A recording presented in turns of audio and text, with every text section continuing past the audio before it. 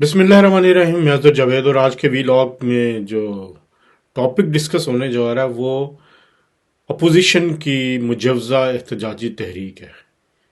इस एहतजाजी तहरीक को चलाने के लिए कोशिशें तो बड़ी देर से जारी हैं और तहरीक तहफ़्फ़ुज़ आइन पाकिस्तान के नाम पर बनने वाली एक तंजीम, उसके ज़रिए भी कोशिश की जा रही थी, लेकिन पीटीआई और तहरीक तहफ़्फ़ुज़ आइन पाकिस्तान के जो रहनुमा है उनका जो इजलास हुआ है उसमें भी इस बात को आखिरकार तस्लीम कर लिया गया है कि इस वक्त अवाम किसी भी एहतजाजी तहरीक के मूड में नहीं है और इस एहतजाजी तहरीक के लिए फंडिंग इकट्ठा करने के नाम पर जो एक कोशिश की जाएगी उसकी भी हौसला शिकनी होनी चाहिए। इस इजलास में ये कहा गया कि 50,000 लोगों को इकट्ठा किया जाए और इस पे 5 करोड़ रुपया एक दिन का खर्च होता है और इस 5 करोड़ को कौन अरेंज करेगा, फिर उससे बढ़कर लोगों को कौन इकट्ठा करेगा। लेकिन सबसे पहले बात यह समझने वाली कि ये तहरीक चलाई किस चीज के लिए जाएगी। क्या ये इमरान बचाओ तहरीक, कि इमरान खान ने जो करप्शन के जरिए पैसा लूटा और इस वक्त वो जेल में हैं, उनको निकालने के लिए ये तहरीक चलाई जाएगी। इमरान खान को बचाने के लिए उनकी बहनें तो चले आ सकती हैं, लेकिन जो दूसरी जमातों के रहनुमा हैं उनको क्या पड़ी है कि वो इमरान खान को बाहर निकालने के लिए इतनी तवानाइयाँ या इतना वक्त सर्व करें। जो पीटीआई है उसके भी 90% जो रहनुमा लोग हैं वो इस वक्त हुकूमत से मुज़ाकरात के हामी हैं। वो अलीमा खान साहिबा की जो तशद्दुद की सियासत है उससे हटकर एक सुलह और सफाई वाला माहौल चाहते हैं, क्योंकि इमरान खान के अहले खाना, उनकी बहनें तो खुद माशाल्लाह अरबपति हैं, करोड़पति हैं, उनके पास पैसा है, उनके पास फंड्स की कमी नहीं है। वो एक इशारा करें तो कई स्पॉन्सर्स आके उनके जो इस्लाम पिंडी अडियाला जेल का धरना है उसको स्पॉन्सर भी करते हैं। लेकिन दूसरे आम लोग जिनकी जिंदगियां जो हैं वो इस चक्कर में ख़राब हो रही हैं, जिनको पहले भी तशद्दुद की सियासत के ज़रिए उकसाया गया और जिसका नतीजा 9 मई के सानिया के सूरत में सामने आया, फिर 26 नवंबर का मामला था। तो अब सोचने वाली बात यह है कि ये कब तक चलेगा, कब तक इस तरह की जो हरकतें की जाती रहेंगी, रियासत से खेला जाता जाएगा। अवाम की अक्सरियत अब समझ चुकी है कि फौज के खिलाफ जो बयानियां बनाने की कोशिश की गई थी वो अब दम तोड़ चुका है, वो जाली था, वो झूठ था। पाक फौज ने मई में भारत को हराकर जो एक फतह हासिल की है वो सबकी एक मुश्तरका फतह है और अवाम उसको सेलिब्रेट कर रहे हैं। अब एक मुल्क जो इक्तसादी तौर पर टेक ऑफ कर रहा है, मुआशी अशारिये बेहतर हो रहे हैं, मुल्क में इस वक्त मुआशी सरगर्मियाँ शुरू हो रही हैं और पीआईए भी जो है वो प्राइवेटाइज हो चुकी और इदारे भी इस लाइन में हैं जो लॉस मेकिंग इदारे हैं। एफबीआर जो है वो भी कोशिश कर रही है और इस वक्त सवाए इमरान खान की ज़ात के सब लोग एक पेज पर हैं कि मुल्क को आगे चलना चाहिए, सुलह सफाई के साथ चलना चाहिए और किसी भी किस्म की एहतजाजी तहरीक की कोई गुंजाइश नहीं।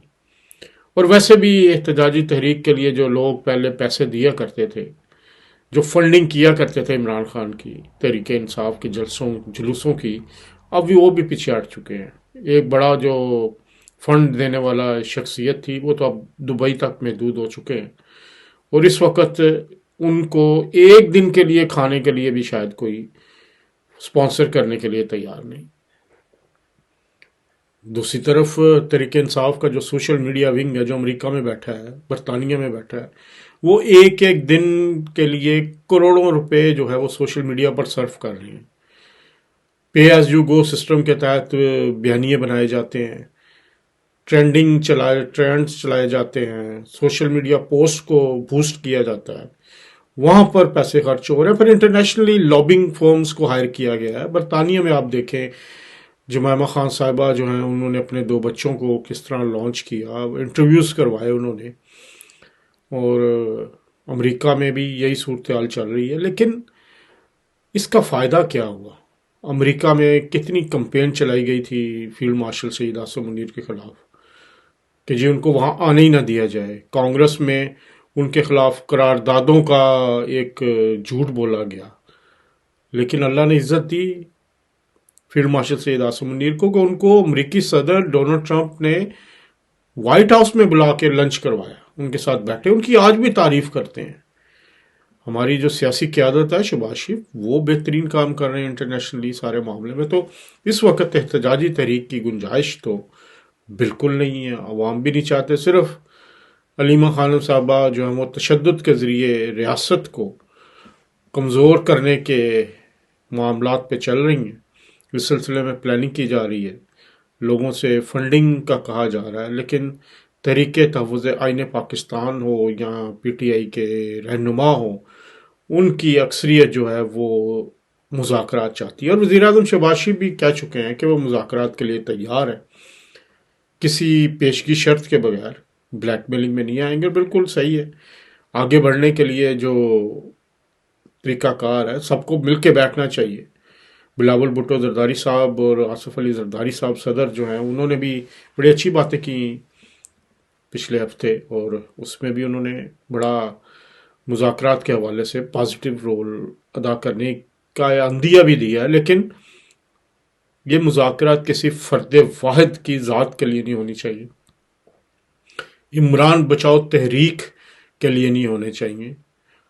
یہ مذاکرات ہونے چاہیے کہ پاکستان کو ہم معاشی طور پر آگے کیسے لے کے جا سکتے ہیں، تمام سیاسی جماعتیں جو ہیں وہ کیسے اس میں اپنا پازیٹیو کردار ادا کر سکتی ہیں.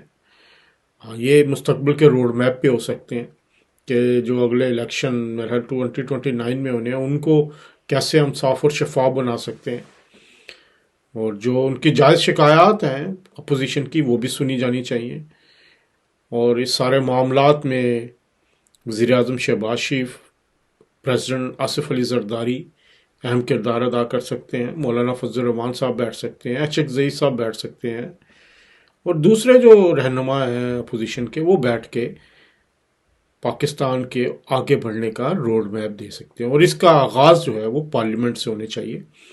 پارلیمنٹ کی کمیٹی بنے، وہ تمام لوگوں کو اپنی اعتماد میں لے، پھر اس کا ایک ٹی او آرز بنائے جائیں اور پھر بیٹھے اپوزیشن کے لوگ بیٹھیں، حکومت بیٹھے.